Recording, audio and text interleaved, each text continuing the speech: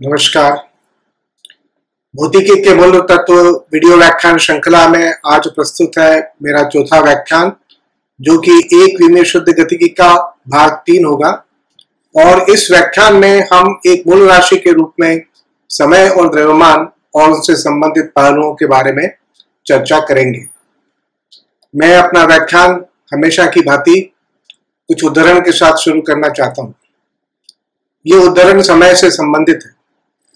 Albert Einstein ने कहा है कि शायद समय का एकमात्र कारण यह है कि सब कुछ एक ही बार में नहीं होता है।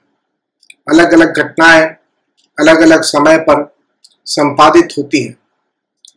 C.S. लुईस ने कहा है कि वर्तमान वह बिंदु है जिस समय वो शाश्वतता को छूता है। और थेल्स, जो महान दार्शनिक, ने कहा है समय सभी चीजों में से सबसे बुद्धिमान है, क्योंकि यह सब कुछ प्रकाश में लाता है। आप भली भांति परिचित हैं कि समय क्या है। इस प्रश्न का उत्तर जब देना आपके लिए आसान है। अगर मैं आपसे पूछूं व्हाट इज टाइम, समय क्या है, तो आप अपनी घड़ी देख करके या मोबाइल में देख करके अपने स्थानीय समय, लोकल टाइम के बारे में मुझे अवगत करा सकते हैं। समय एक ऐसी अवधारणा है जिसकी समझ किसी न किसी स्वरूप में बहुत पहले से हमारे पास है। और मेरा यह मानना है कि मानव ही नहीं, सभी जैविक प्रजातियां जिनमें बुद्धिमत्ता का कुछ भी अंश हो, उन जैविक प्रजातियों में एक समय का परसेप्शन, एक समय की समझ, एक समय की धारणा शायद उनके साथ होती है। अब इस व्याख्यान में हम समय के महत्व को समझेंगे और विशेष तौर पर हमारा व्याख्यान भौतिक विज्ञान पर केंद्रित रहेगा। यद्यपि मैं कुछ ऐसी जानकारियां भी सम्मिलित करूंगा जो प्रत्यक्षतः भौतिक विज्ञान से संबंध नहीं रखती है। भौतिक विज्ञान के आधुनिक सिद्धांत बड़े ही अनूठे हैं और उनमें जो कल्पनाएं की गई हैं वो भी अनूठी है। और अगर आपने सुना हो big bang theory of cosmology, ब्रह्मांड का महाविस्फोट सिद्धांत, तो ब्रह्मांड के महाविस्फोट सिद्धांत की संरचना में कल्पनाएं जो की गई हैं उसमें माना गया है कि समय जो है वो उसका अस्तित्व ब्रह्मांड के महाविस्फोट के पहले नहीं था। समय अस्तित्व में आता है ब्रह्मांड के उत्पन्न होने के साथ ही, और ब्रह्मांड के साथ ही समय और आकाश उत्पन्न होते हैं और उनमें प्रचार प्रसार होता है। इन बिंदुओं पर हम वीडियो व्याख्यान श्रृंखला के अंतिम भाग में निश्चित तौर पर पहुंच जाएंगे। आज हम पिछले व्याख्यान के संदर्भ में इस व्याख्यान को आगे बढ़ाते हैं और समय और द्रव्यमान के बारे में कुछ समझ विकसित करते हैं, जो आगे आने वाले कुछ व्याख्यानों में काफी मददगार या सहयोगी साबित होगी।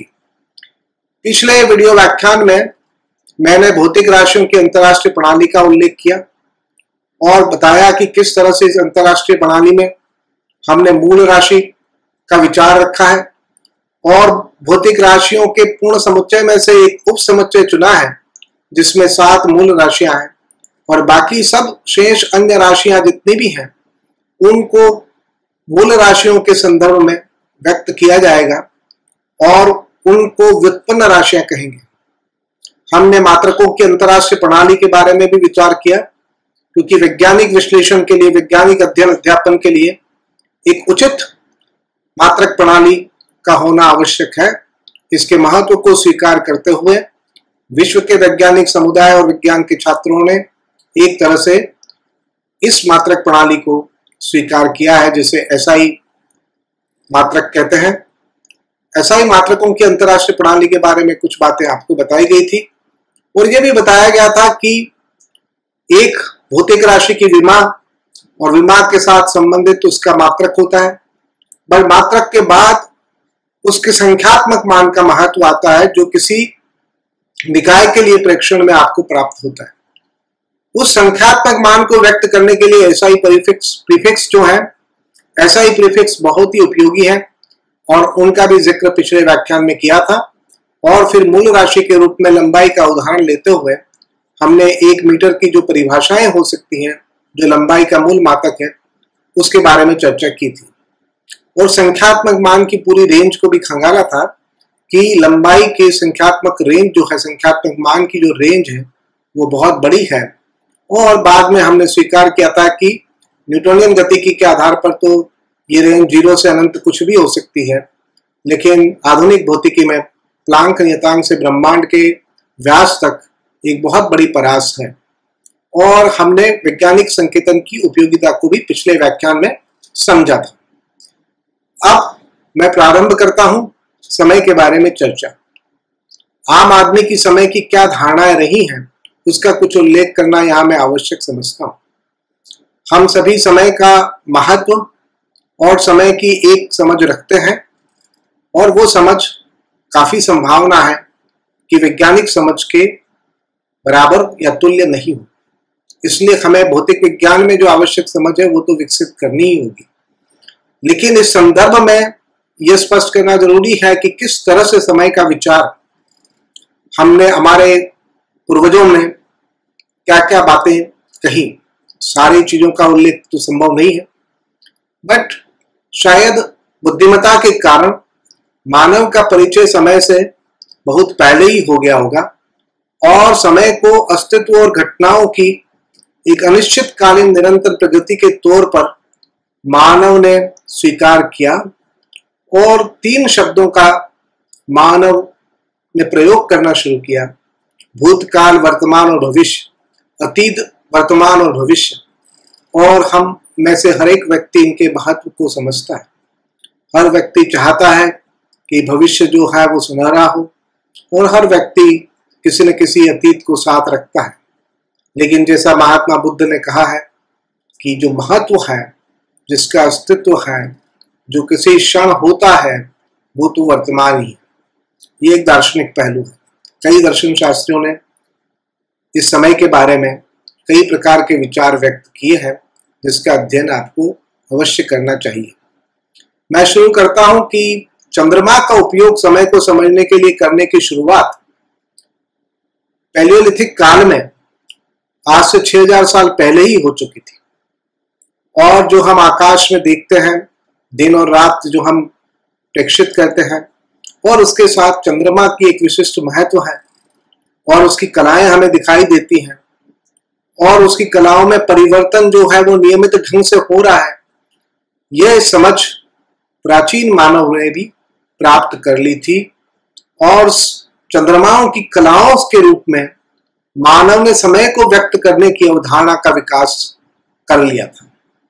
लेकिन समय की जो माप सबसे पहले कहा जाता है, भिन्नता हो सकती है क्योंकि ऐतिहासिक तथ्य है कि 1500 ईसा पूर्व प्राचीन मिस्र में धूप घड़ी का आविष्कार हुआ, सन डायल का आविष्कार हुआ और इस धूप घड़ी को समय के मापन के लिए प्रयोग किए जाने लगा।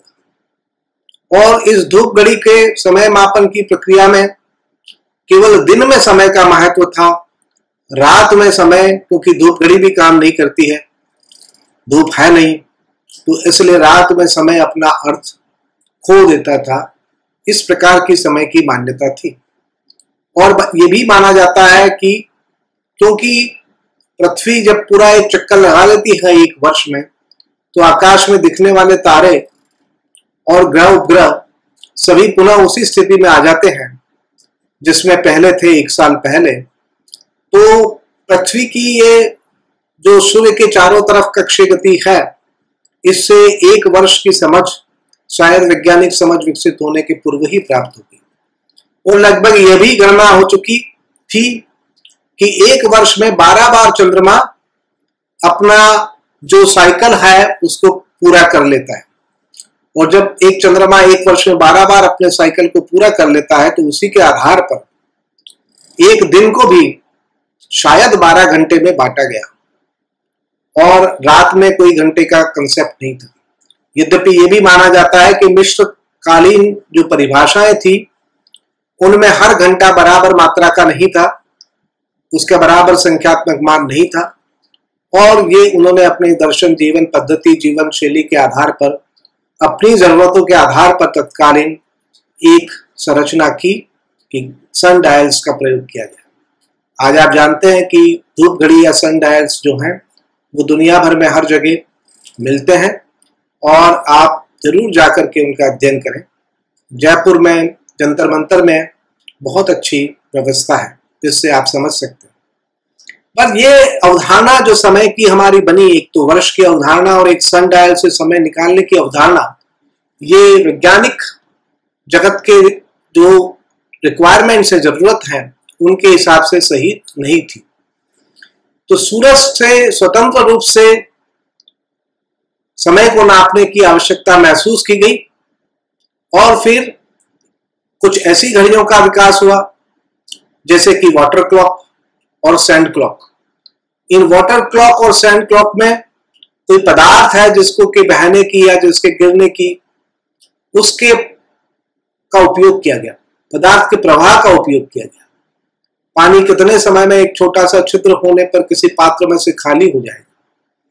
पर ये जो क्लॉक्स थी, सैंड क्लॉक और वाटर क्लॉक, जिनका कि विकास भी काफी पहले हो चुका है, ये घड़ियां उपयोगी थी अगर हमें किसी समय अंतराल को नापना है और उसमें उनका प्रयोग काम में लेना है कि लेक्चर के लिए मान लो कितना समय देना चाहिए और लेक्चर पूरा हो जाएगा ये मान लिया जाए, जबकि घड़ी का पूरा एक चक्र पूरा हो जाए और इनको वापस से रीसेट करना पड़ता था। ये कोई व्यवहारिक वैज्ञानिक समाधान नहीं था, पर यह समाधान अस्तित्व में आया और इस प्रकार की क्लॉक अभी भी, सैंड क्लॉक, कई लोग अपनी धार्मिक पद्धतियों में काम में लेते हैं। इसके बाद 13वीं शताब्दी में एक क्रांतिकारी ब्रेक थ्रू हुआ जिसमें कि घड़ी का आविष्कार हुआ। घड़ी के आविष्कार ने हमारी धारणाओं को बदल दिया।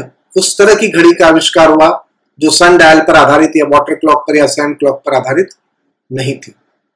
तो 13वीं शताब्दी में घड़ी के आविष्कार के साथ एक नए ढंग से एक दिन को परिभाषित करने की परंपरा चली और उसको 12 बराबर घंटों के बीच में बांटने की परंपरा की शुरुआत हुई।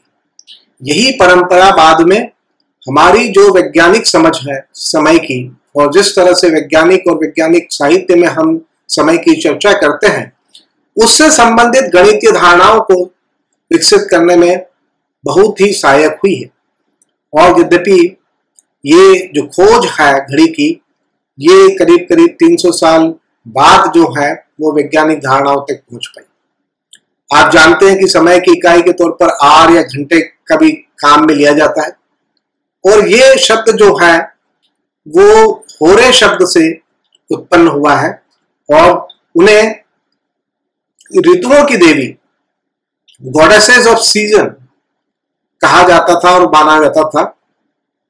तो हमने धार्मिक परंपराओं से इस नाम आहार को लिया है। आहार को लिया है, हिंदी में इसका अनुवाद घंटा है, लेकिन आहार को लिया है। बट कुछ और बातें भी मैं यहाँ पर उल्लेखित करना चाहता हूँ क्योंकि उनका भी मेरे हिसाब से महत्व है।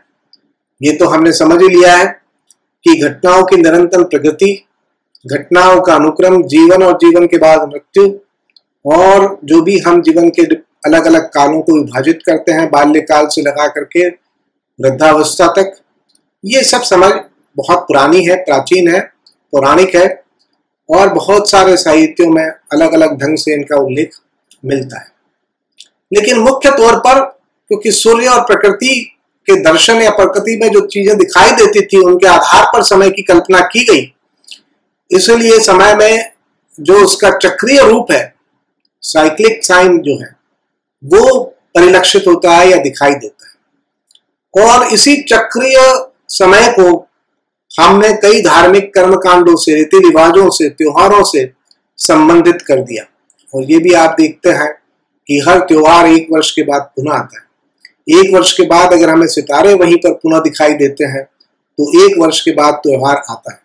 यद्यपि जो व्यवस्था मैं आगे बात करूंगा कि एक वर्ष यहाँ पर बड़ा लचीला शब्द है। कई लोगों ने ये रिचुअल्स जब बनाए, कर्मकांड जब बनाए और रिचुअल्स बनाए, तो उनमें उनकी दार्शनिक विचारधारा और समय की महत्ता दोनों ही शामिल थी और उनके कुछ दार्शनिक पूर्वाग्रह थे, जिनके आधार पर उन्होंने विभिन्न कर्म कांडों की कल्पना की, विभिन्न रिचुअल्स की कल्पना की। समय को काव्यात्मक रूप से भी अच्छे ढंग से अभिव्यक्त किया गया है और बहुत सारे काव्य शास्त्रों में समय के बारे में आपको रोचक सामग्री पढ़ने को मिल सकती है। यहां तक कि समय का साहित्य में व्यक्तीकरण भी किया गया है। अगर आप में से आप लोगों ने महाभारत धारावाहिक देखा है दूरदर्शन पर, तो आप जानते हैं कि उसकी शुरुआत में हरीश भिमानी की आवाज में कहा जाता है, मैं समय हूं, और वहां पर समय पूरी कथा को बताने वाला, प्रकट करने वाला, क्योंकि यह माना गया कि समय आदि से अनंत तक रहेगा और समय हर घटनाक्रम का साक्षी है, और इसलिए वो जितनी भी घटनाएं उस महाकाव्य और उस महाग्रंथ महाभारत में है, महाभारत के महाग्रंथ की सभी घटनाओं को समय चित्रित करता है। तो व्यक्तिकरण के रूप में समय प्रकट हुआ है, लेकिन ये सब वैज्ञानिक बातें नहीं है, ये ध्यान में रखना। और हम में से हर एक व्यक्ति समय को भावनात्मक और अन्य पहलुओं से जोड़ करके भी देखता ही है। कभी हम कहते हैं समय खराब है, कभी हम कहते हैं समय अच्छा है, कभी हम कहते हैं कि समय बलवान है, और कभी हम कहते हैं कि जो विचार महत्वपूर्ण है और जिसका समय आ चुका है वो प्रकट होके रहेगा और उसे टाला नहीं जा सकता। तो बहुत सारी भावनात्मक बातें कही जाती हैं। भावनात्मक बातों का वैज्ञानिक साहित्य में, वैज्ञानिक चिंतन में कोई विशेष महत्व नहीं है। कुछ लोगों ने आकाशीय पिंडों की स्थिति के आधार पर समय के साथ ज्योतिष को भी संबंधित कर दिया, और मैं यहाँ पर स्पष्ट करना चाहूंगा, और मेरा बिल्कुल स्पष्ट मत है कि समय जो है उसको ज्योतिषीय रूप में जिस तरह से प्रस्तुत किया जाता है, या जिस प्रकार की बात कही गई है कि वो ज्योतिष शास्त्र के आधार पर आपके जीवन का अनुमान लगा सकते हैं, भविष्यवाणी कर सकते हैं, वो सब वैज्ञानिक स्तर पर नितांत झूठ है। क्योंकि बाद में जब हम विज्ञान के क्वांटम सिद्धांत को समझेंगे तो बिल्कुल तौर पर स्पष्ट हो जाएगा कि प्रकृति के नियम इस प्रकार के हैं कि प्रकृति के नियम तो हैं, निश्चित हैं, उनको कोई परिवर्तित नहीं कर सकता, लेकिन वो इस प्रकार की मिथ्या व्याख्याओं से बहुत परे है। ये मानना न मानना आपका एक निजी विषय होता है, लेकिन एक विज्ञान के शिक्षक के नाते मेरा ये कर्तव्य है कि मैं इंगित करूं कि ज्योतिष कोई विज्ञान नहीं है, यह केवल एक साहित्य मान सकते हैं। आपको अच्छा लगता है उसमें कही गई बातों का, आप अध्ययन करें, आप उसको माने, ये आपका चॉइस है, लेकिन ये विज्ञान के क्षेत्र से में नहीं आता है। अब मैं ये बताना चाहता हूं कि जब हमें समय की समझ आई और हमने अतीत, वर्तमान और भविष्य को, महत्व को समझा, तो हमने शायद इतिहास के लेखन को भी प्रारंभ किया, और फिर ये कैलेंडर की अवधारणा आई। एक कैलेंडर क्या होता है कि एक कैलेंडर में किसी एक t=0, जिसको मैं कहता हूं समय का मूल बिंदु, चयनित करना होता है, जहां से कैलेंडर शुरू होता है। और उसके बाद कैलेंडर में आप जानते हैं टाइम के अलावा जो डेट्स हैं, जो ईयर्स हैं, वो बदलते रहते हैं। पर महत्वपूर्ण बात यह है कि विश्व में इतने प्रकार के कैलेंडर प्रचलित हैं कि अगर मैं आपसे पूछूं कि आपकी जन्म तिथि क्या है, तो आप अपने प्रिय कैलेंडर में तो उसका जवाब दे पाएंगे, लेकिन अन्य कैलेंडर्स के हिसाब से आपकी जन्म तिथि क्या है, इसका जवाब देना आपके लिए कठिन होगा। यद्यपि वेबसाइट्स पर इस तरह के एप्लीकेशंस हैं जिनसे आप ये जानकारी प्राप्त कर सकते हैं। मैं चाहूंगा आप जरूर करें। मैंने यहाँ पर स्लाइड में मेरी जन्म तिथि 14 जून 1960, और क्योंकि मेरा जन्म सूर्योदय से पहले हुआ तो इस जानकारी के साथ यहाँ पर व्यक्त किए कि मेरी जन्म तिथि 14 जून 1960 है और सूर्योदय से पहले है, और उस दिन मंगलवार था ग्रेगोरियन कैलेंडर के हिसाब से, और जूलियन कैलेंडर भी यही कहता है कि उस दिन मंगलवार था, लेकिन जूलियन कैलेंडर में जो दिन बनेगा वो जून 1 होगा। और इसी तरह से मेरी जन्म तिथि रोमन कैलेंडर में, हिब्रू कैलेंडर में, पर्शियन कैलेंडर में, हिजरा कैलेंडर में, मायन लॉन्ग काउंट में, इन सभी कैलेंडर में जो विदेशी कैलेंडर्स हैं भारत के लिए, उनमें मैंने अपनी जन्म तिथि को यहाँ पर व्यक्त किया है, और उससे आप समझ पाएंगे कि ये जो कैलेंडर की व्यवस्था थी ये वैज्ञानिक गणनाओं के लिए तो उपयुक्त थी नहीं, ये अलग अलग क्षेत्रों में बड़ी जटिल व्यवस्था थी। यद्यपि आज व्यवहार में हमने ग्रेगोरियन कैलेंडर को अपना लिया है और हम अधिकांश हमारा रिकॉर्ड जो है उसी के आधार पर रखते हैं। यहाँ पर यह भी महत्वपूर्ण होगा कि अभी तक तो इस स्लाइड में मैंने केवल विदेशी कैलेंडरों की बात की है। अगली स्लाइड में देश के जो कैलेंडर है, भारत में जो कैलेंडर प्रचलित है, विक्रम संवत और विक्रम संवत की भी दो अलग अलग धाराएं भारत में प्रचलित हैं, और एक पूर्णमानता और एक आमांता, एक पूर्णिमा पर आधारित कह दीजिए, एक अमावस्या पर आधारित। और इन दोनों में जैसा मैं देखता हूं कि मेरे जन्म के संदर्भ में तो मुझे बड़ी रोचक जानकारी मिलती है कि एक में मेरा जन्म जो है वो जो महीना हुआ है वो अलग है, एक में आषाढ़ में हुआ है तो दूसरे में ज्येष्ठ में हुआ है, तो महीना ही बदल जाता है। और इसी तरह से तिथि वही रहती है और चंद्रमा का जो पक्ष है वो तो वही रहेगा। लेकिन भारतीय कैलेंडर जो है विक्रम संवत, इसमें मेरा जन्मदिन मंगलवार की बजाय सोमवार आता है, क्योंकि मेरा जन्म सूर्योदय के पूर्व हुआ, और सूर्योदय के पूर्व होने में भारतीय परंपरा में सूर्योदय के बाद ही वार को बदलने की प्रक्रिया को मान्यता दी गई है। भारत का राष्ट्रीय कैलेंडर में मेरी जन्म तिथि क्या है ये भी बताई है, लेकिन मैंने देखा है कि बहुधा हम भारत के राष्ट्रीय कैलेंडर से उतना परिचित नहीं रहते। तमिल, तेलुगु, मलयालम हर भाषा के कैलेंडर की जानकारी आप वेबसाइट से उपलब्ध कर सकते हैं, और यहाँ पर मैंने उनका भी उल्लेख किया है। ये इस बात के लिए कि कैलेंडर के साथ ही लोगों को इस बात का महत्व तो समझ में आ गया कि रिकॉर्ड करने के लिए इतिहास को ही चाहे एक t=0 का चयन करना होगा, जिसे हम कहते हैं समय का मूल बिंदु चयनित करना होगा। हर कैलेंडर किसी एक दिन से शुरू होते हैं, निश्चित दिन से, निश्चित समय से, और उसके बाद उस क्रम को रिकॉर्ड में पंजीकृत रखा जाता है। ये बात वैज्ञानिक समझ विकसित करते समय, ये कैलेंडर आप जानते हैं कंप्यूटर में वैज्ञानिक भाषाओं में इस तरह से प्रयोग नहीं होते हैं और इनका अलग तरीका है। बाद में कभी जब हम कंप्यूटर साइंस से जुड़े पहलुओं की चर्चा करेंगे तो निश्चित तौर पर उन बातों की भी चर्चा करेंगे, लेकिन ये बात तो स्पष्ट हो गई कि कम से कम आपके पास अब एक एक्सरसाइज है करने के लिए कि आपकी जो भी जन्म तिथि है उसे दुनिया के विभिन्न कैलेंडरों में कैसे व्यक्त किया जा सकता है, उसके बारे में जानकारी आप प्राप्त करें, और ये केवल एक रोचक मनोरंजक खेल की तरह होगा। पर मुख्य बात यह है कि हमारी अधिकांश मान्यताएं जो बनती हैं वो हमारे मस्तिष्क में होने वाली घटनाओं के आधार पर, जो तंत्रिकाएं हैं, जो उनमें बीच में संवाद होता है, जो न्यूरल एक्टिविटी है, उसके आधार पर, और जो हमारे शरीर ब्रेन का, मस्तिष्क का आर्किटेक्चर है, उसका महत्व है। तो इसलिए मैं भौतिकी में जो काम में ली जाती है इस परिभाषा में आने के पहले ये बताना भी फर्ज समझता हूं कि मस्तिष्क का जो मस्तिष्क के द्वारा जो हमारे को समय का बोध होता है वो किस पर आधारित है, पूरी जानकारी और विश्लेषण हम नहीं कर सकते, लेकिन ये हमारे न्यूरल सिस्टम पर, न्यूरल आर्किटेक्चर पर, न्यूरल एक्टिविटी पर आधारित है। दुर्भाग्य से हमारे ब्रेन को अलग अलग सेंस ऑफ परसेप्शन के थ्रू, अलग अलग इंद्रियों के थ्रू जानकारियां मिलती हैं।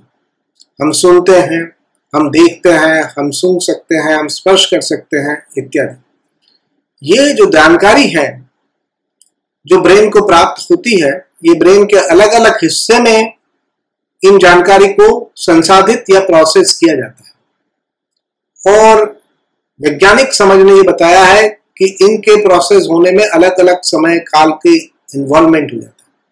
इसलिए सही मायने में हमारे ब्रेन के लिए एक बड़ी चुनौती होती है कि वो अलग अलग सेंसेस ऑफ परसेप्शन जो भी इंद्रियां हैं उनसे जो जानकारी मिल रही है वो जानकारियों का प्रयोग में लेते हुए किस प्रकार की मानसिक समय की अवधारणा, मस्तिष्क में स्थित समय की अवधारणा व्यक्ति के, जो एक आम व्यक्ति के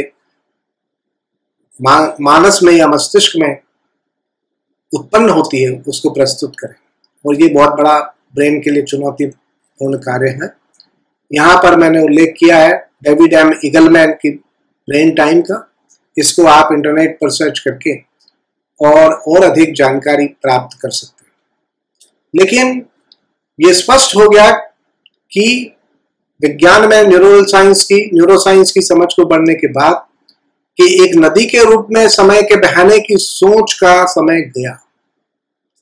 ये जरूर है कि समय हमेशा आगे बढ़ता है क्योंकि टाइम हैज एन एरो, और ये भौतिक विज्ञान का एक बहुत बड़ा प्रश्न है जिसके ऊपर हम आगे चर्चा करेंगे और बहुत महत्वपूर्ण और अनुत्तरित प्रश्न है। तो समय की एक दिशा होती है, समय हमेशा आगे बढ़ता है और हम ये मान करके चलते हैं कि समय पीछे लौट करके नहीं आ सकता। यद्यपि कुछ वेबसाइट्स पर और कुछ साहित्य में और कुछ वीडियोस में आपको ऐसी जानकारी मिल सकती है जिसमें कि टाइम ट्रेवल करके पुराने समय में लौटा जा सकता है। ये केवल कयास है। हो सकता है कि टाइम ट्रेवल पॉसिबल भी हो, क्योंकि आधुनिक भौतिकी के विज्ञान इसको पूर्ण तौर पर प्रतिबंधित नहीं करते हैं। हमारे पास सैद्धांतिक ढांचे में इसको समय शामिल करने की संभावनाएं जीवित रहती हैं, लेकिन ऐसा कोई प्रायोगिक तथ्य प्रेक्षित नहीं हुआ है। टाइम ट्रेवल संभव नहीं है और इसलिए गलत जानकारी पर विश्वास न करें और हम यही मान करके चल सकते हैं कि समय हमेशा आगे की तरफ बढ़ता है, पीछे नहीं जा सकता। यद्यपि आगे हम देखेंगे कि भौतिक शास्त्र में जितनी भी मूल अन्योन्य क्रियाएं हैं सभी समय के हिसाब से रिवर्सिबल है। टाइम को उल्टा भी ले जाएं तो वही निष्कर्ष या वही नियम लागू होते हैं। इन बातों पर भी बाद में हम आएंगे। लेकिन मस्तिष्क जो समय की छवि हमारे दिमाग में उत्पन्न करता है वो शुद्ध या सही नहीं होती है, क्योंकि मस्तिष्क में जाने अनजाने ऑप्टिकल भ्रम की स्थिति बनती है और इसलिए जो कुछ हम देखते हैं, समझते हैं, सुनते हैं उसमें कई प्रकार के इल्यूजन्स का, भ्रम का समावेश रहता है। जैसे कि आप मेरा वीडियो व्याख्यान देखें, चाहे मूवी थिएटर में जाकर के मूवी देखें, तो वास्तव में जो चीज है जिसका अस्तित्व है वो ये है कि स्थिर छवियां प्रस्तुत की जा रही हैं, लेकिन क्योंकि हमारे ब्रेन का जो परसिस्टेंस ऑफ विजन है उसके कारण हमें ऐसा लगता है कि घटना उसी तरह से घटित हो रही है जैसे हमारे जीवन में आमतौर पर होती है। तो इस व्याख्यान में जो आपके कंप्यूटर को चित्र मिल रहे हैं वो एक स्थिर चित्र मिल रहे हैं, छवियां मिल रही हैं लगातार क्रम में, और उससे एक मूवी, एक वीडियो, कंटिन्यूअस वीडियो का एहसास आपके सामने उपस्थित हो रहा है, ये आप समझ पा रहे हैं।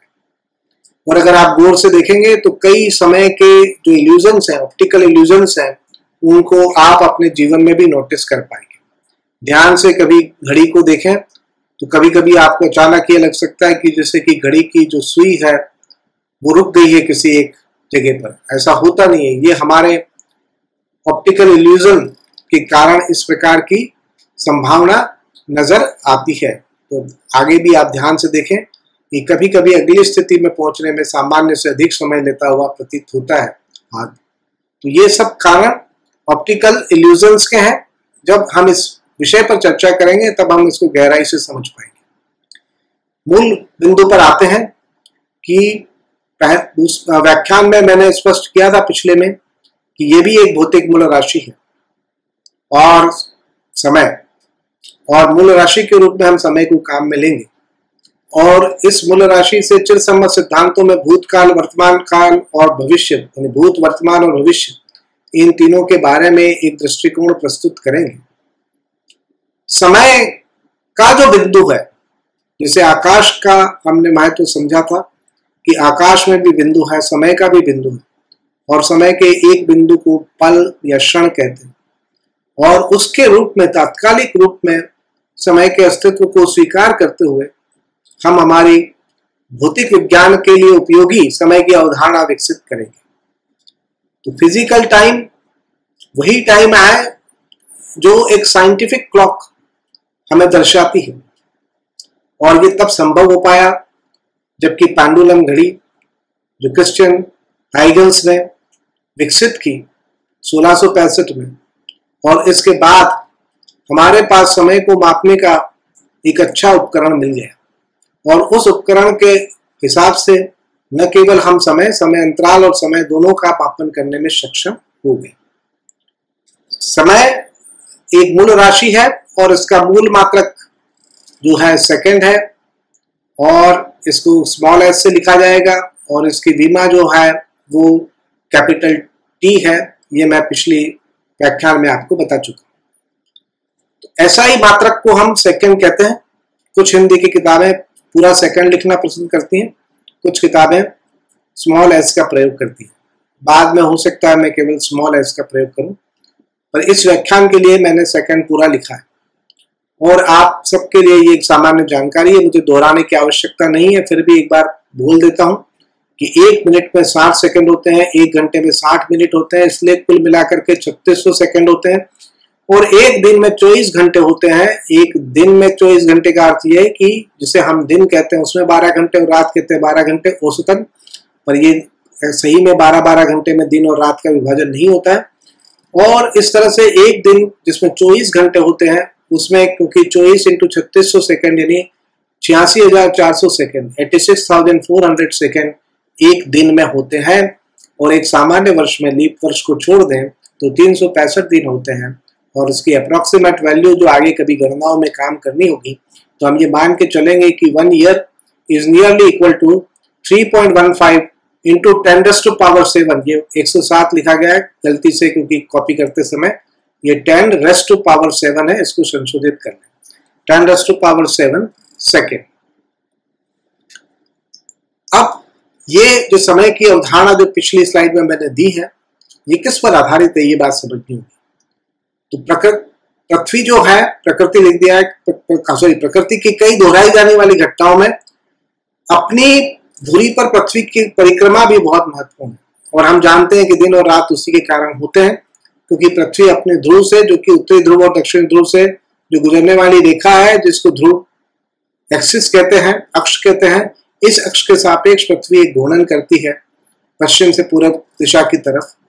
और इस घूर्णन के कारण ही दिन रात का परिवर्तन होता है। और ये भी अब आप अच्छी तरह से समझते हैं कि जो भारत में दिन होता है, तो हो सकता है अमेरिका में काफी हिस्से में रात हो। तो ये बातें आप जानते हैं। तो एक मीन सोलर डे कहाँ से परिभाषित करें, तो मेरिडियन को चुना गया कि मेरिडियन के जब बिल्कुल ऊपर जेनिथ पर सूर्य होता है, तो आपने वहां से समय शुरू किया, और वापस जब दोबारा आता है तो उस समय को एक दिन कहें। पर इस एक दिन की लंबाई में भी कुछ अंतर आता रहता है, इसलिए ये कहा गया कि सेकंड का अर्थ एक मीन सोलर सेकंड है। और एक मीन सोलर सेकंड जो है वो एक दिन का 86,400वां भाग है। जैसे मैंने पहले बताया कि एक दिन में 86,400 सेकंड है। तो माध्य सौर दिन को हमने काम में लिया, और माध्य से ही आपको स्पष्ट हो गया कि ये औसत मान है। और ये औसत मान पूरे वर्ष के दौरान जो अलग अलग मान प्राप्त होते हैं, उन सबको मिलाकर के पूरे वर्ष के दौरान जो मान आता है, उसका औसत निकाल करके जो मान आता है, उसके आधार पर हमने परिभाषित किया है। क्लॉक के बनने के बाद इस आधार पर हमने क्लॉक को कैलिब्रेट करने की क्षमता भी हासिल कर ली, और कई प्रकार की घड़ियों का अस्तित्व सामने आया। हर घड़ी में एक ही बात होती है कि उस घड़ी का जो सिद्धांत है वो किसी न किसी घटना की पुनरावृत्ति पर आधारित होता है, और उसके अंश को भी फिर हम घड़ी में नाप सकते हैं। तो हर समय की माप के रूप में किसी भी घटना का उपयोग कर सकते हैं जो खुद को दोहराती हो। लेकिन आप अपने मूड या इमोशंस को इस चाहे बदलते रहते हो और चाहे ये वापस लौट के आते हो, क्योंकि वो निश्चित समय अंतराल के बाद नहीं आते हैं, तो समय के मापन के लिए काम में नहीं ले सकते। पर बाकी जो बातें हैं जिनकी पुनरावृत्ति होती है और वो प्रयोगों में निश्चित रहती है समय अंतराल, तो उनको आधार पर हम घड़ी का विकास कर सकते हैं। और ऐसी घड़ी पेंडुलम घड़ी बनी, फिर स्प्रिंग मास सिस्टम पर आधारित घड़ियां बनी, स्प्रिंग द्रव्यमान घड़ी, और बाद में एक क्वार्ट्ज क्लॉक का विकास हुआ। और ये क्वार्ट्ज क्लॉक का विकास 20वीं शताब्दी में ही हुआ, और इसके बाद समय की समझ और ज्यादा हमारे लिए वैज्ञानिक समझ में वैज्ञानिक मापन बहुत अधिक आसान और ज्यादा सटीकता वाला हो गया।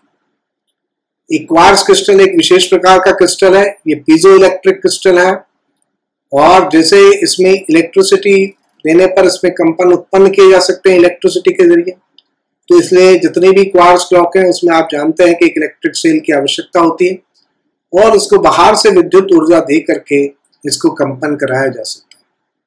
और ज्यादातर ये घड़ी सबसे पहले यहाँ मैंने उल्लेख किया है 1927 में बेल टेलीफोन प्रयोगशाला में दो वैज्ञानिक वॉरेन मैरिसन और जे.डब्ल्यू. हार्टन द्वारा बनाई गई थी और अब बहुत अधिक प्रचलित है।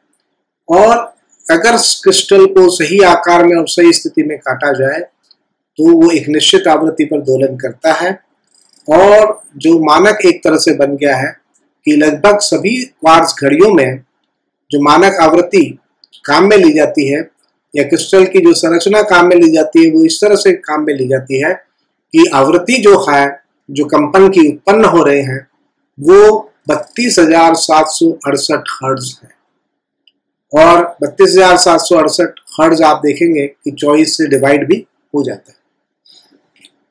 पर वो मापदंड भी हमारे लिए उतना सटीक नहीं था, तो इसलिए हमने बाद में उससे भी अधिक सटीकता, क्योंकि समय के साथ परिवर्तन का जो प्रत्यक्ष संबंध है, निकायों की अवस्था में परिवर्तन जिसका हम आगे वर्णन करेंगे, बहुधा समय के साथ होने वाले परिवर्तनों का उल्लेख रहेगा, तो इसलिए इसके महत्व को समझते हुए जो सीजियम घड़ी को आधार बनाया गया, क्योंकि सीजियम घड़ी से प्रयोगात्मक सटीकता मिलती है और बहुत अधिक शुद्धता के साथ हम समय का मापन कर सकते हैं।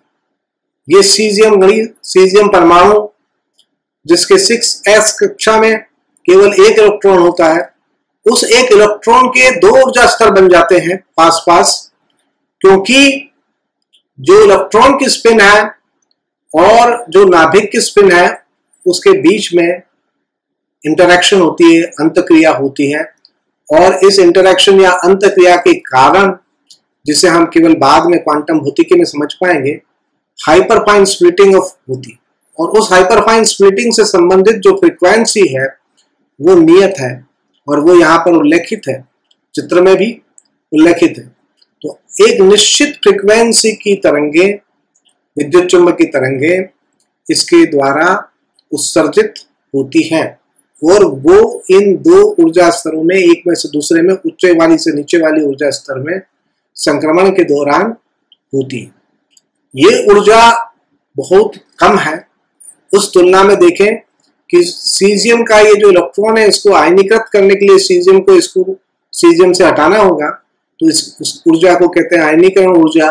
किसी भी परमाणु से एक इलेक्ट्रॉन को निकाल लेने के लिए जो आवश्यक ऊर्जा होती है उसको उसकी प्रथम या मूल आयनीकरण ऊर्जा हम कह सकते हैं। ये जो हाइपरफाइन स्प्लिटिंग की एनर्जी जो है वो इस ऊर्जा से भी 1,00,000 गुना छोटी है, 1,00,000 गुना हिस्सा है इसका। और जो सामान्य ताप की ऊर्जा होती है जिस पर ये प्रयोग किए जाते हैं उससे तुलना में भी ये 1000 गुना कम है जो तापीय ऊर्जा होती है, लेकिन सटीकता उपलब्ध है। इसकी संरचना को इस स्तर पर समझा पाना संभव नहीं है, तो इसलिए मैं उठा नहीं रहा हूं इस विषय को, लेकिन केवल यहाँ ये उल्लेख करने जा रहा हूं कि ये सीजियम घड़ियां बहुत ही उपयोगी हैं और यही हमारे समय की नवीन परिभाषा जो उसके बाद में दी गई उस नवीन परिभाषा में काम में लिया।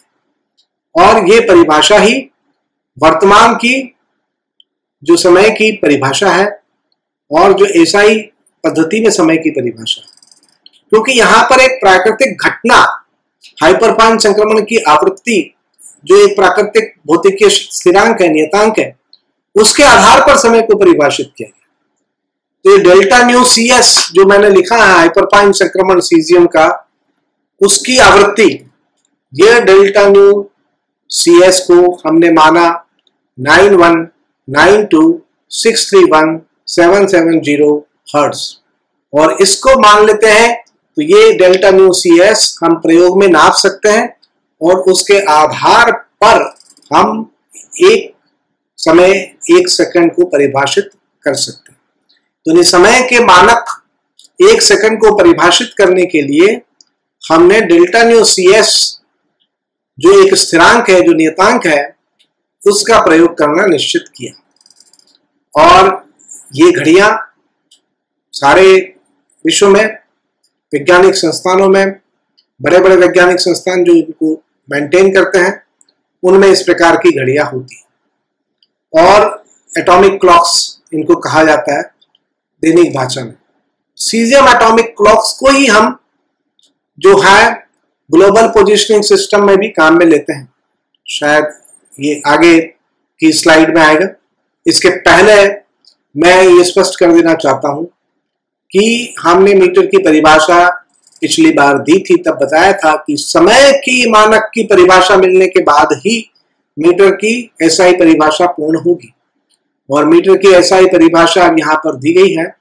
और मीटर की एसआई परिभाषा में, जहां समय की एक परिभाषा में तो केवल एक ही भौतिक नियतांक डेल्टा न्यू सी एस की आवश्यकता होती है, समय की इकाई को भौतिक नियतांकों के रूप में परिभाषित करने के लिए हमें 2 भौतिक स्थिरांकों के प्रायोगिक मापन की आवश्यकता होती है, प्रकाश का निर्वात्म वेग और ये hyperfine splitting frequency of caesium. और यहाँ सूत्र लिखा हुआ है जो आप आसानी से समझ गए होंगे कि सूत्र में न्यूमरेटर में क्यों राशि कौन सी आ रही है और क्यों आ रही है, और डिनोमिनेटर में कौन सी राशि आ रही है और क्यों आ रही है।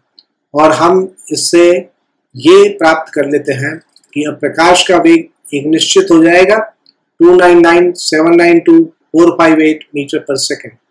और जब भी आप मापन करेंगे तो वो मिलेगा और इससे आपको 1 मीटर की शुद्ध और सटीक परिभाषा प्राप्त होती है, जिसका की उपयोग किया जाता है।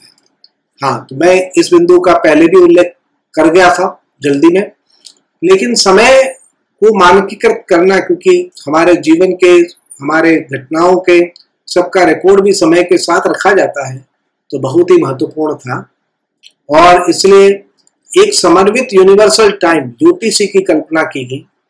ये यूटीसी जो है, ये आप वेब पर सर्च करके इस क्षण में क्या यूटीसी है, इसका मान आप जान सकते हैं। मैंने यहाँ पर 7 मई को जब यूटीसी 19:14 और 59 सेकंड था, तब ये चित्र क्लिक किया है उसी की वेबसाइट से। तो ये जो चित्र है, ये बता रहा है कि ये यूटीसी में समय है, लेकिन व्यावहारिक तौर पर आपको उस समय को जहां पर आप मौजूद हैं उसमें आपको रूपांतरित करना पड़ेगा लोकल टाइम में, या वहां पर जो भी मानक टाइम काम में ले जाता है। भारत में आप जानते हैं कि इंडियन स्टैंडर्ड टाइम काम में ले जाता है, लेकिन इंडियन स्टैंडर्ड टाइम एक ही है पूरे हिंदुस्तान में, चाहे आप कहीं भी रहें। बट अगर आप ज्योतिषीय गणनाएं कराते हैं तो वहां पर एक स्थानीय लोकल टाइम और दिया जाता है कि जिस स्थान पर आप हैं उस स्थान का लोकल टाइम क्या है। तो ये पूरी व्यवस्था की गई लॉन्गिट्यूड्स पर आधारित होती है। और यूटीसी उसे कहते हैं जो 0 डिग्री जो लॉन्गिट्यूड है उस पर जो होता है, देशांतर जो है 0 डिग्री, उस मेरिडियन पर हम कहते हैं कि जो समय है उसको यूटीसी समय कहते हैं। और उसके आधार पर आप अपने स्थान पर भी समय की गणना कर सकते हैं, आसान गणितीय सूत्र बनेंगे। आप जरूर समझ लें कि भारतीय समय को कैसे यूटीसी से प्राप्त किया जाएगा। जितने भी उपग्रह हैं जिनके जरिए हमने ग्लोबल पोजिशनिंग सिस्टम जीपीएस की व्यवस्था की है, जिसके बारे में भी आप प्रयोगों के कारण आप खुद क्योंकि इस्तेमाल करते हैं उसका, कई बार इधर से उधर जाने के लिए आप गूगल मैप की सहायता लेते हैं, उसमें भी जीपीएस की आवश्यकता होती है। तो ये जो जीपीएस की स्थापना की गई है उसमें भी जो हमारे उपग्रहों में, कृत्रिम उपग्रहों में जो सीजियम घड़ियां हमने स्थापित की हैं, उनके जरिए ये पूरी व्यवस्था संचालित होती है। आने वाले किसी व्याख्यान में निश्चित तौर पर हम इस पर विस्तृत चर्चा भी करेंगे। लेकिन मुख्य बिंदु में जो बताना चाहता हूं, जो आपको एक तरह से लगेगा कि हतोत्साहित करने वाला है, लेकिन ये सत्य है कि जीपीएस की गणनाएं असफल हो जाती और हम सही ढंग से गूगल मैप से सही स्थान पर नहीं पहुंच पाते अगर हमने जनरल थ्योरी ऑफ रिलेटिविटी का विकास नहीं कर लिया और हम अपने आप को न्यूटोनियन यांत्रिकी तक ही सीमित रखते। न्यूटोनियन यांत्रिकी के आधार पर ये सिस्टम जो गणनाएं हमें देता, सिस्टम तो होता, बट वो गणनाएं और प्रायोगिक गणनाएं उनमें अंतर हो जाता। तो दूसरे शब्दों में ये कहता हूं कि जीपीएस के काम करने के से क्या साबित होता है कि न्यूटोनियन यांत्रिकी, न्यूटोनियन सिद्धांत ये प्रकृति के सही सिद्धांत नहीं है, ये अप्रोक्सीमेट सिद्धांत है और सामान्य सापेक्षता सिद्धांत, जनरल थ्योरी ऑफ रिलेटिविटी को समझना अति आवश्यक है। मैं ये व्याख्यान श्रृंखला उसी उद्देश्य से बना रहा हूं कि चाहे आप न्यूटोनियन यांत्रिकी से शुरुआत करें, आपको लक्ष्य दिखाई देते रहे कि आने वाले समय में इस वीडियो व्याख्यान श्रृंखला में हमें जीटीआर और उससे भी आगे के जो सिद्धांत हैं उनके बारे में चर्चा निश्चित तौर पर करनी होगी। तो भारतीय स्टैंडर्ड टाइम जो मानक समय है, भारतीय भौतिक समय मानक समय कहना चाहिए, भारतीय मानक समय को बनाए रखने के लिए भी इंडियन स्टैंडर्ड टाइम के लिए एक राष्ट्रीय भौतिक विज्ञान प्रयोगशाला में एक सीजियम परमाणु घड़ी स्थापित है। अब मैं आता हूं प्लैंक समय की अवधारणा। जैसे मैंने प्लैंक लंबाई की अवधारणा दी थी लंबाई विमा के उल्लेख में, उसी तरह से प्लैंक समय और प्लैंक द्रव्यमान इत्यादि की भी कल्पना है और वो बहुत महत्वपूर्ण है। प्लैंक समय निश्चित तौर पर न्यूटोनियन यांत्रिकी में कोई अर्थ नहीं रखता, क्योंकि न्यूटोनियन यांत्रिकी में टी का जो मॉडुलस है वो 0 से अनंत तक कुछ भी हो सकता है, या समय -∞ से अनंत तक +∞ तक कुछ भी हो सकता है, सभी मान संभावित है। तो अनंत काल से समय चला आ रहा है और अनंत काल तक समय चलता रहेगा और किसी भी समय में चाहे t बराबर 0 माने यही बात सत्य रहेगी, ऐसा गैलीलियन थ्योरी ऑफ रिलेटिविटी में माना गया है और जिस पर आधारित चर्चाएं अभी हम कर रहे हैं। इसको थ्योरी ऑफ रिलेटिविटी इसको भी कहा जाता है, गैलीलियन थ्योरी ऑफ रिलेटिविटी। और इन्हीं विचारों के आधार पर न्यूटन ने जो विकास किया, जो सिद्धांत जिसका कि हम अध्ययन आगे करेंगे, न्यूटोनियन यांत्रिकी। तो प्लैंक नियतांक और प्लैंक समय, प्लैंक टाइम नियतांक, प्लैंक टाइम वो टाइम है जो अवलोकनीय है। प्रकृति में आप प्रेक्षण करेंगे तो t बराबर 0 या बहुत ही छोटा टाइम जो प्लैंक टाइम से छोटा है उसका प्रेक्षण संभव ही नहीं है प्रकृति के नियमों के कारण। अर्थात कोई भी समय जो प्लैंक टाइम से छोटा है उसमें क्या घटित हो गया ये आप जान ही नहीं सकते। प्रकृति ने अपने अनिश्चितताओं के सिद्धांत से इसको प्रतिबंधित कर रखा है।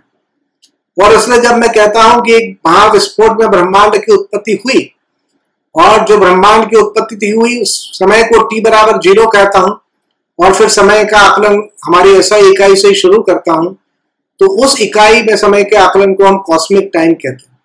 और उस कॉस्मिक टाइम में भी आपको बात माननी होगी कि t बराबर 0 से t बराबर 5.391 इंटू 10⁻⁻44। ये जल्दबाजी में स्लाइड बनाई, ये पावर है -44 जो 10 के बाद लिखा गया, घातांक के तौर पर लिखा है। तो 5.391 इंटू 10⁻⁻44 सेकंड है और ये मान इतना छोटा है आपको ऐसा लगेगा कि महत्व ही नहीं है हमारे दैनिक प्रयोग में। तो लेकिन विज्ञान जो है वो प्रकृति को समझने का प्रयास है, अपनी दैनिक आवश्यकताओं और जरूरतों तक ही सीमित नहीं है।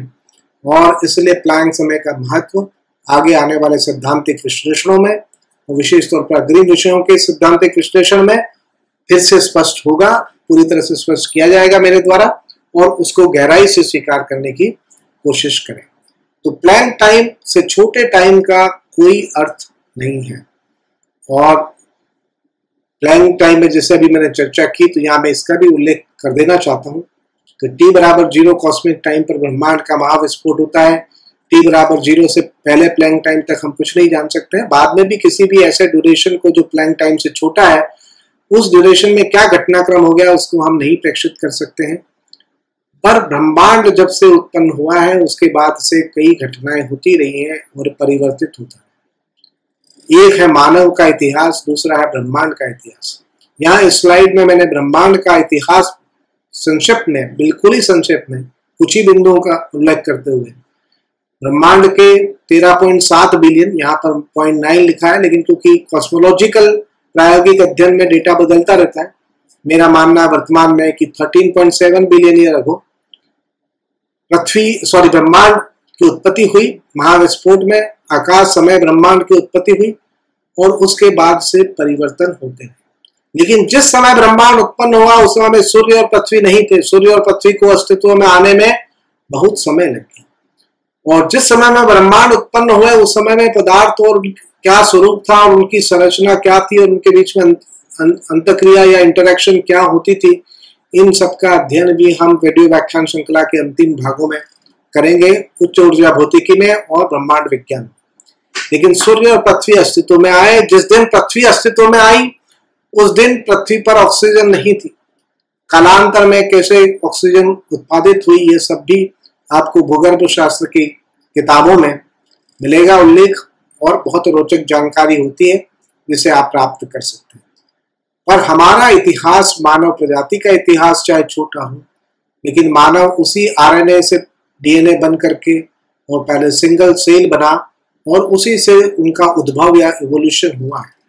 तो हम ये कह सकते हैं कि चाहे आरएनए जो कोविड वायरस में है, चाहे हम जो एक डीएनए आधारित बायोलॉजिकल स्पीसीज हैं, उन सब का इतिहास 3.8 बिलियन ईयर से भी अधिक का है।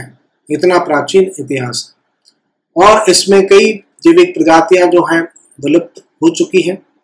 और आज के समय में हम देखेंगे कि मानव जो है वो प्रकृति में बहुत अधिक प्रमुख भूमिका निभा रहा है और उसका असर पृथ्वी के वातावरण पर पड़ता है। लेकिन क्या आने वाले समय में भी यही रहेगा कि नहीं, ये एक विचारणीय बिंदु और प्रश्न हमारे पास सदैव रहेगा। समय की पराश को अंदाज लगाने के लिए यहाँ पर मैं आपको जानकारी देता हूँ कि छोटे से छोटे समय से लगा करके कुछ मिनट तक के समय की सूचीबद्ध किया गया है। इंग्लिश में ही लिखा गया है, लेकिन आप इसे पढ़ सकते हैं और आसानी से समझ सकते हैं। शुरुआत में जो बहुत कम अल्पकाल की जो बात दी गई है कि half life of WM-Z boson, ये जब standard model of high energy physics पढ़ेंगे तो ये मध्यवर्ती वेक्टर बोसॉन जो दुर्बल अन्योन्य क्रिया की वाहक हैं और उनका अस्तित्व अप्रयोग में प्रूव हो चुका है, स्थापित हो चुका है, एक्सपेरिमेंटली एस्टेब्लिश हो चुका है, उनके हाफ लाइफ, क्योंकि वो स्थायी कण नहीं, अगर वो मुक्त हैं तो विघटित हो जाएंगे, उनकी हाफ लाइफ यहाँ पर दी गई है 0.3 YS। इसी तरह से बाकी इंटरेक्शन, स्ट्रॉन्ग इंटरेक्शन की दी गई। हाफ लाइफ ऑफ हाइड्रोजन यहाँ पर बताई गई है, half life of helium, half life of helium 10, half life of helium 5, दोनों का यहाँ पर जिक्र किया गया। तो बहुत अलग अलग उदाहरण है। आपके लिए शायद सबसे ज्यादा महत्वपूर्ण आपको लगता है कि आपकी धड़कन है, और वो भी एक तरह से समय में अलग अलग लोगों में अलग अलग होती है, तो इसलिए मानक के तौर पर तो इस्तेमाल नहीं की जा सकती। और जो ध्वनि आप सुन पा रहे हैं मेरी, उनसे भी संबंधित आवृत्तियां हैं और उनके आवृत्तकाल जो हैं उनको हम सेकंड में अभिव्यक्त कर सकते हैं, जो आवृत्तियां जो उत्सर्जित होती हैं उसमें। और यहाँ पर मैंने जो अंतिम सबसे बड़ा जो मान दिया है और वो ये है कि half life of free neutron. Neutron जो अगर मुक्त न्यूट्रॉन है तो वो डिके हो जाता है, क्षय हो जाता है, और उसकी हाफ लाइफ अर्ध आयु वो निश्चित है, 15 मिनट के लगभग है। एग्जैक्ट वैल्यू यहाँ पर 885.7 सेकेंड दी गई है। फिर भी जानकारी में कहीं त्रुटि भी हो सकती है, तो इसलिए जब भी आप किसी गणना में इस्तेमाल करें तो एक बार किसी और सोर्स से, वेब सोर्सेज से जरूर कंफर्म कर लें कि मान सही प्रयोग में है। क्योंकि मैं जल्दबाजी में कुछ स्लाइड्स बनाता हूं और कहीं पर त्रुटि टाइपिंग करते समय रहने की संभावना रहती है। पहले भी कुछ ऐसी त्रुटियां प्रकट हुई हैं और मैंने बताया भी है जहां मेरे संज्ञान में आया, लेकिन आप भी सचेत रहें। समय की चर्चा करने के बाद और समय की परास को समझने के बाद अब अगली भौतिक राशि पर आते हैं, जिसे हम द्रव्यमान कहते हैं। जब मैंने न्यूटोनियन कण का परिचय दिया था तब मैंने कहा था कि न्यूटोनियन कण जो है वो एक बिंदु आकार का होता है और ये स्ट्रक्चरलेस या इंडिविजिबल, अविभाज्य या संरचना विहीन होता है। और तीसरी बात कही थी कि इसमें भौतिक गुण होता है, और न्यूटोनियन यांत्रिकी के लिए जो आवश्यक भौतिक गुण है वो है द्रव्यमान। तो द्रव्यमान की एक आंतरिक निज गुण के रूप में कण के लिए कल्पना की गई थी। और हम ये मान करके चलते हैं कि पिंड कण से मिलकर के बनते हैं। तो जैसे कण का द्रव्यमान होता है वैसे ही पिंड का भी द्रव्यमान होता है, बॉडी का भी मास होता है, आपका भी द्रव्यमान है, आपका भी मास है। और वो जिन जिन कणों से आप मिलकर के बने हुए हैं, आपका मास, आपका द्रव्यमान, उन सब कणों के द्रव्यमान के योग के बराबर होता है। यहाँ पर जोड़ने पर कोई क्षय नहीं होता है, जितना भी द्रव्यमान है उसके बराबर ये द्रव्यमान होगा। आगे हम द्रव्यमान क्षय की अवधारणा भी आधुनिक भौतिकी में पढ़ेंगे। लेकिन जो एक चिर सम्मत भौतिकी का पिंड है वो कणों से मिलकर के बना है और पिंड का द्रव्यमान कणों के द्रव्यमान के योग के बराबर होगा। द्रव्यमान को परिभाषित किया गया है वो न्यूटन गतिकी के नियमों में। दूसरा नियम जो यहाँ पर चित्र में दिखाया गया है, force F is equals to mass time acceleration, जिसमें कि फोर्स और एक्सेलरेशन दो वेक्टर राशियां हैं, मास स्केलर है, and F equal to ma। ये एक कण के लिए द्रव्यमान को भी परिभाषित करता है और ये एक कण के लिए बल को भी परिभाषित करता है। एक ही परिभाषा में दो राशियों की परिभाषा दी गई है, एक ही समीकरण है एक तरह से, और इसका हमें चतुराई से प्रयोग करना होगा ताकि हम इकाई तक पहुंच सके। और त्वरण जो है, एक्सेलरेशन जो है, वो काइनेमेटिक क्वांटिटीज है जो आने वाले कुछ व्याख्यान में मैं बताने जा रहा हूं उसकी परिभाषा।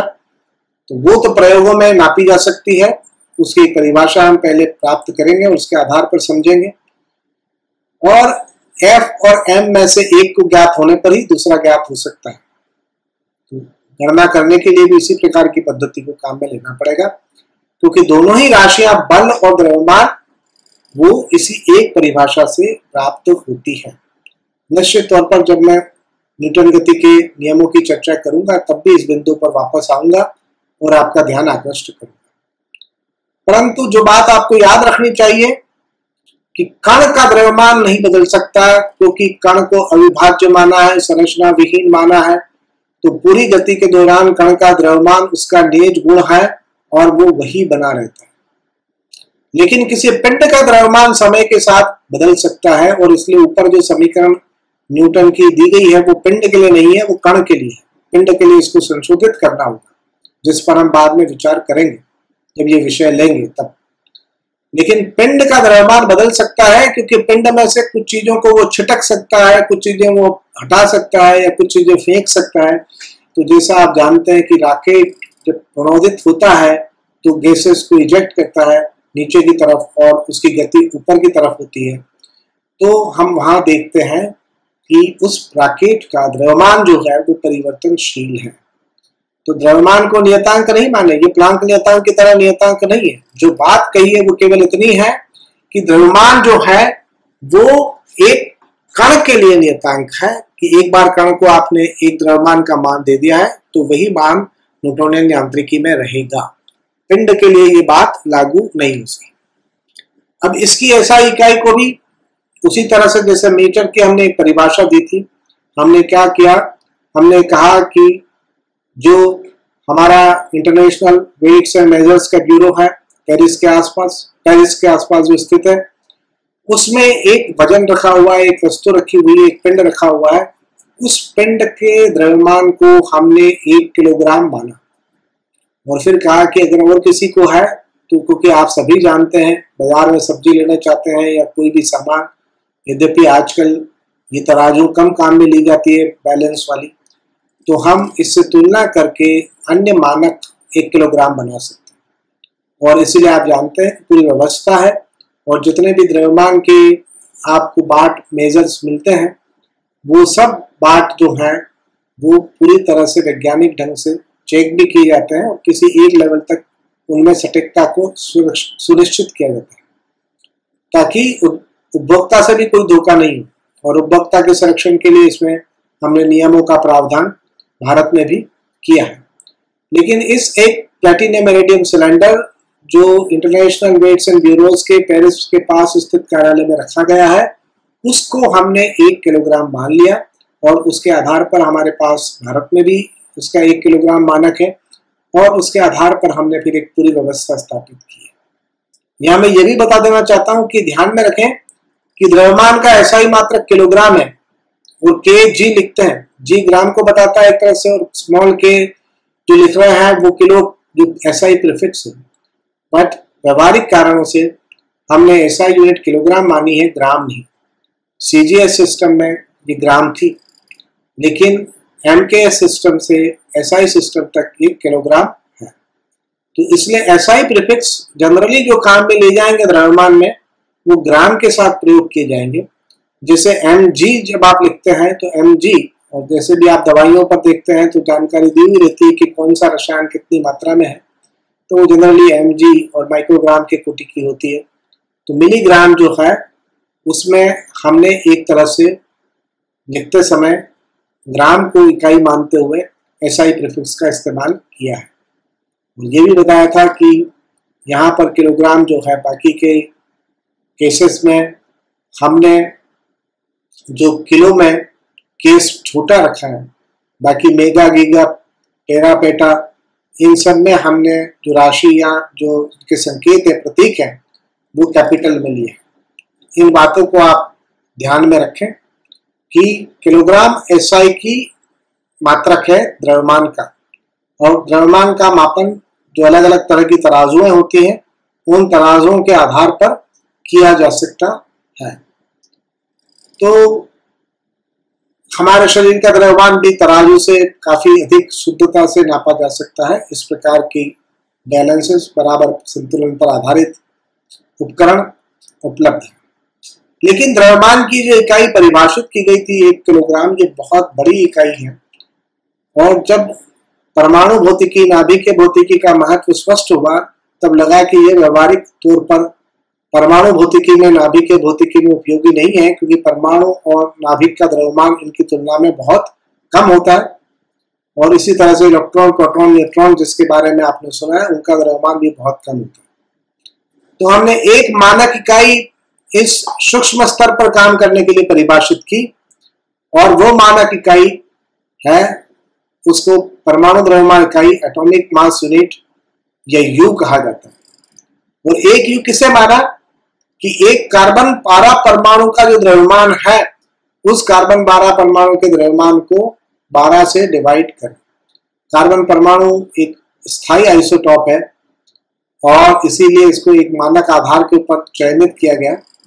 और इस तरह से हम वैज्ञानिक शुद्ध मापन के लिए 1U का भी प्रयोग कर सकते हैं इन संदर्भों में जहां पर कि इसकी आवश्यकता होती है।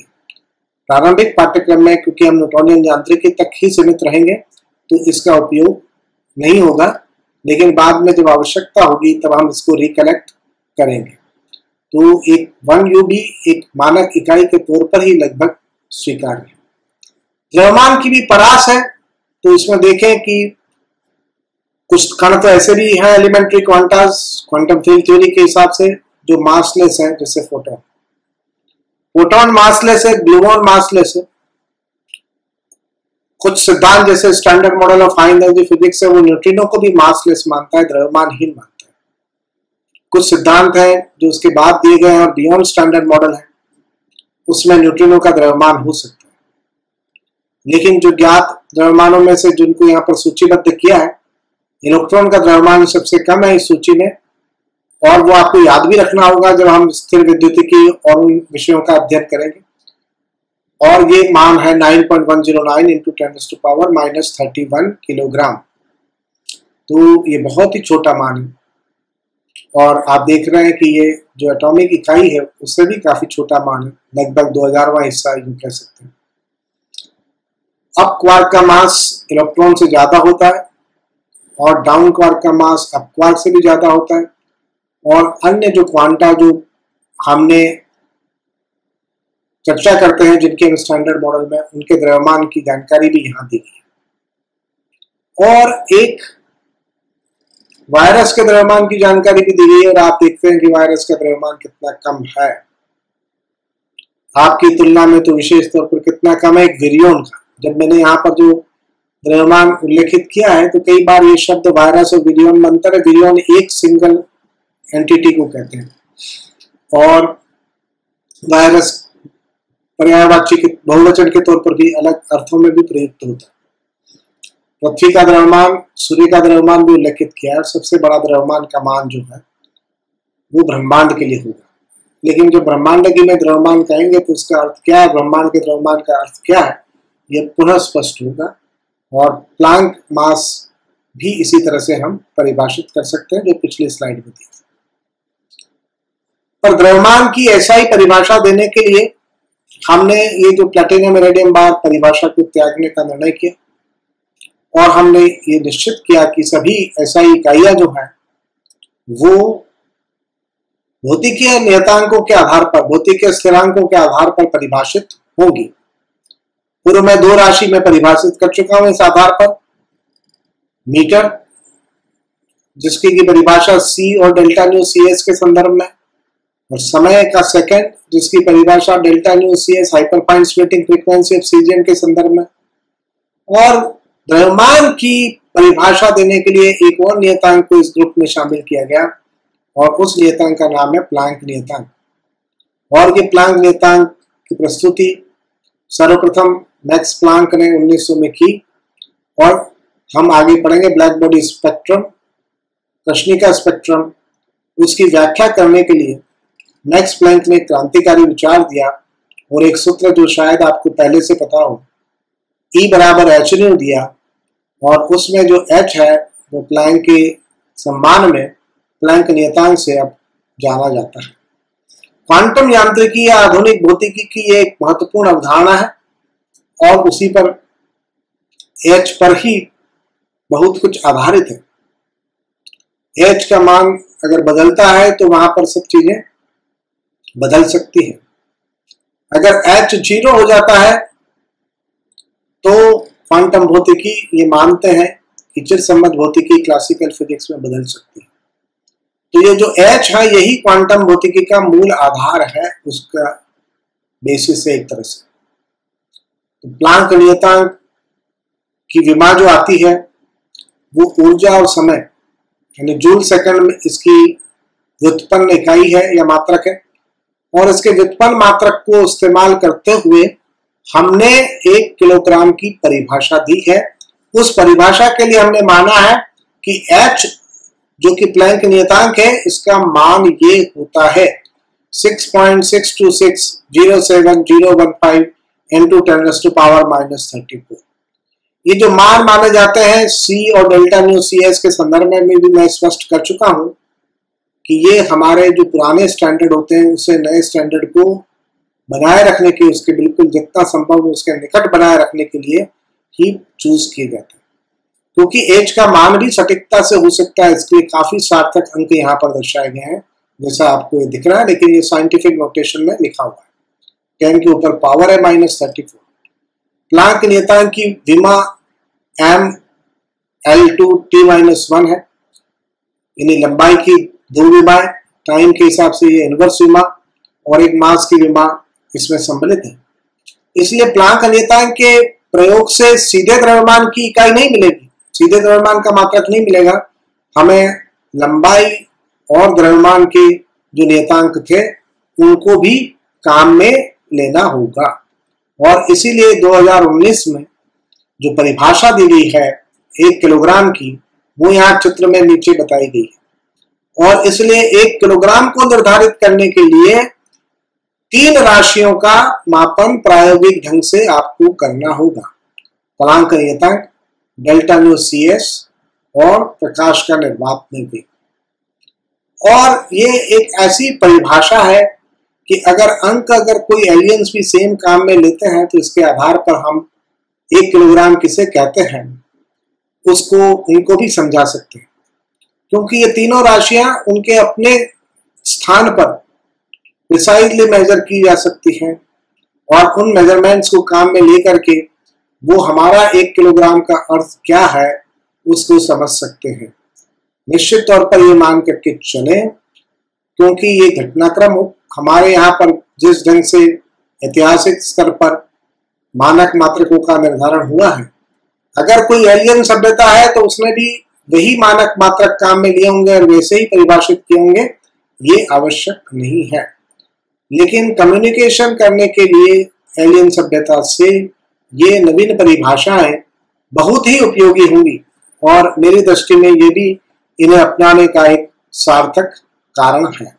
तो मैं 1 किलोग्राम को भी परिभाषित कर चुका हूं जो यहाँ पर दिखी, लेकिन इसी परिभाषा की एक समतुल्य परिभाषा भी साहित्य में उल्लेखित होती है, जिसका उल्लेख यहाँ किया गया है कि 1 किलोग्राम उस पिंड का द्रव्यमान है जिसकी समतुल्य ऊर्जा, क्योंकि आइंस्टीन ने E बराबर mc² कहा था, तो आप पिंड की ऊर्जा उससे निकाल सकते हैं द्रव्यमान से, जिसकी समतुल्य ऊर्जा फोटोनों के संग्रह की ऊर्जा, फोटोन की ऊर्जा h से व्यक्त होती है और संग्रह होगा तो सब ऊर्जाएं जुड़ेंगी, ऊर्जा जुड़ती है और इसलिए H समेशन न्यू होगा। तो जिसका समेशन न्यू आवृत्तियों का योग ये संख्या आए 1.35639248965 into 10⁻50 हर्ट्ज समय के रूप में निश्चित हो। तो किलोग्राम को इस ढंग से नेतांकों के रूप में परिभाषित हमने किया है और किलोग्राम या द्रव्यमान के शुद्ध मापन, बहुत अधिक एक्यूरेसी से मापन के उपकरण और वैज्ञानिक उपकरण और हर स्तर पर इसके मापन के उपकरण, इनका उल्लेख आगे भी आएगा कि कैसे इनको नापा जाता है, लेकिन हमें उपलब्ध है। तो ये तीसरी राशि भी हमने समझ ली कि लंबाई, समय और द्रव्यमान तीनों मूल राशियां हैं जिनके मात्रक क्रमशः लंबाई का मीटर, समय का सेकंड और द्रव्यमान का केजी है और ये जानकारी आगे आने वाले व्याख्यान में बहुत उपयोगी साबित होगी। अगले व्याख्यान के बारे में जानकारी देने के पहले मैं फिर एक उदाहरण देना चाहता हूँ।